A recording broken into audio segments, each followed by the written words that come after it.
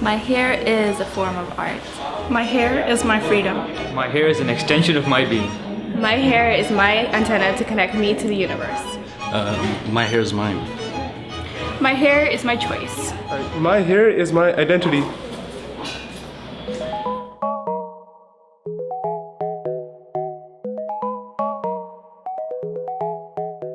Good morning.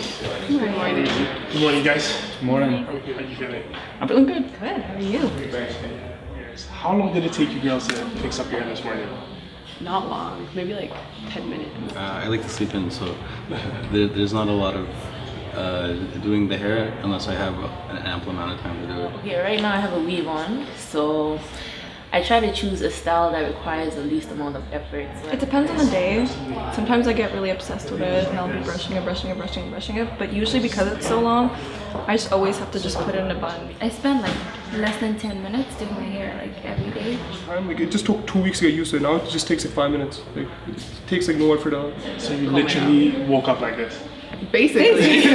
What influences the way you style it? For example, culture, religion, and what the importance does that hold to you? I kind of want to say it's almost like a piece of identity in the sense that, like, my people do this and, well, why not? I was not born with this hair color.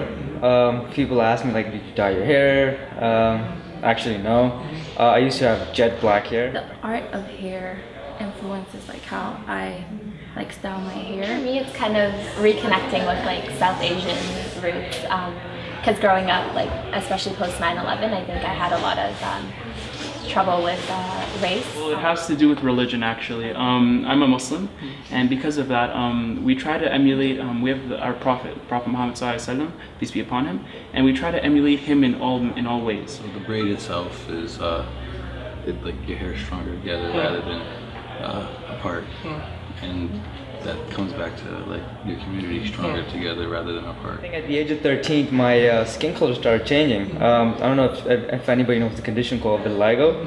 That's the one Michael Jackson. That's what Michael Jackson also had, that's correct. So your skin pigmentation reverses, so you tend to have a lighter tinge, right? It's called a kippah. It's a Jewish symbol. It's worn by male Jews, and it's a symbol of our relationship to God. It reminds us that God is always above us. The fact that this is the way the hair naturally grows out of my head is what influences my decision to wear it. Yeah, same. I don't really have an influence for my hair. It's just however it forms. I'll just wear it like that. Whenever I'm in a rut or I'm just feeling really like I don't want to focus on me or on myself, I dye it just to kind of, I'm not looking at the same person that I usually am, to just trying to get away and kind of reflect and just look at everything with a new perspective.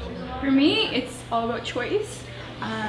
It's about my choice to wear my hair like this and to sort of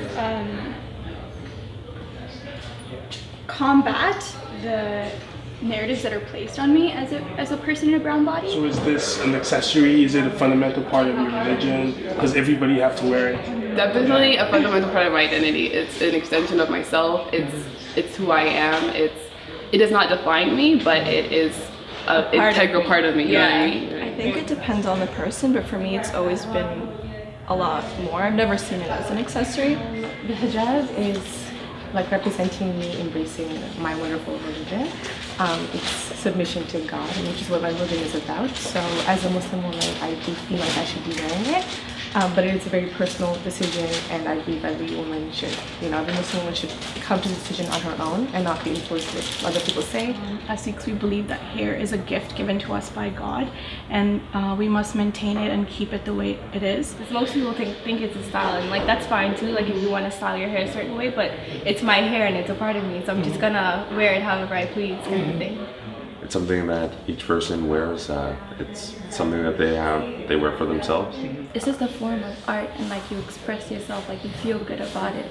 So like depending on your personality, you go for like whatever helps shed light on your character.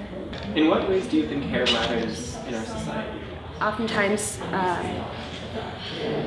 there are already stereotypes attached to like me because I'm a black female, being like ratchet and like ghetto and stuff like that. And then when you add like the hair color, just more stereotypes being put on you.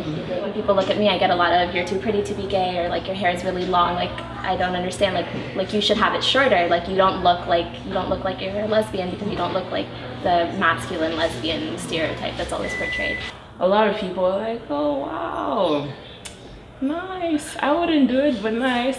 But I don't know. I like being polarized. I don't like being somebody that blends in.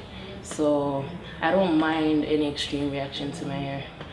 Well, you always get the dumb blonde stereotype, which really irritated me as a kid. I really think in this society where we think we have a lot of freedom of choice and stuff like that, people don't necessarily think about their hair. Some people give a lot of thought to their hair. And that just comes with having the freedom to think about these things, right? Society thinks that our hair has to be tamed, and our hair is typically seen as unruly, but I don't agree with it at all. A lot of things the media says, such as hairlessness is a beauty, or cutting your hair to different lengths, or using just the different ways media portrays hair is very different from the way we see it as a culture. The reason I grow it is for a much more significant purpose than just I don't know, looking nice, or trying to get a better job or something like that. So the reason I grow it, I put that place over just those basic, very basic need, wants that people have. Because I'm constantly aware of like other people and like what they might think of me, and trying to put up a good impression, and like if I'm good, like even when I was gonna make my hair gray, it's like, okay, if I'm gonna make my hair gray, where can I kind of like someone over here was saying if they dyed their hair blue, they would lose some respect. So where can I gain back that respect? Okay, so my outfit always has to be on point. Like I can't ever look like a slob because people think I'm a slob. I always have to look really professional, otherwise people won't think that I'm smart. I think it's tied up with this like notion of the other and what the other should present themselves as, and then stigmatizing them for it. It does affect you. You question your abilities, you question your intelligence, and it's not particularly fair. I don't like it. Do you try and make a statement with the way that you style and cut your hair? For me, my afro is like just a statement to the world and to this white supremacist society that I am unapologetically black and I am proud of it. The connection between me and my heritage, between me and my family, my community, that's what it would be. Being femme, and I think that is a huge deal for me. I meet a lot of people that have never met a lesbian that's super girly and has brown skin. Like I think that's like way out of like just not something that they see often. It's a statement of freedom, as the turban, which is used to wrap the hair on top of our heads, is a constant reminder to ourselves and a symbol to everyone else that as Sikhs we stand for justice and freedom, and for standing up to any kind of tyranny or bullying or any kind of oppression. For me, everyone should kind of have like an inner hijab, meaning like they should show modesty, in the way they express themselves, their personality and characteristics.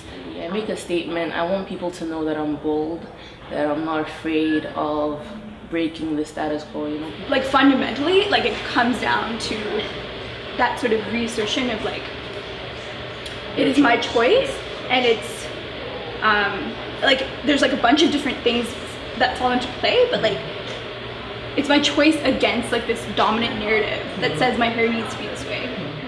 Well, whether you're belong to an African ethnicity, if you're Asian, if you're Caucasian, you gotta be, whoever you are, gotta be comfortable with your own skin. My hair is my security blanket. My hijab is empowerment. My hair is being femme. My hair is a performance. My beard reminds me to strive to be like the Prophet Muhammad, peace be upon him. My hair is my continual process of decolonization, of unlearning and relearning as well. My hair is fresh, man. Let's not deny.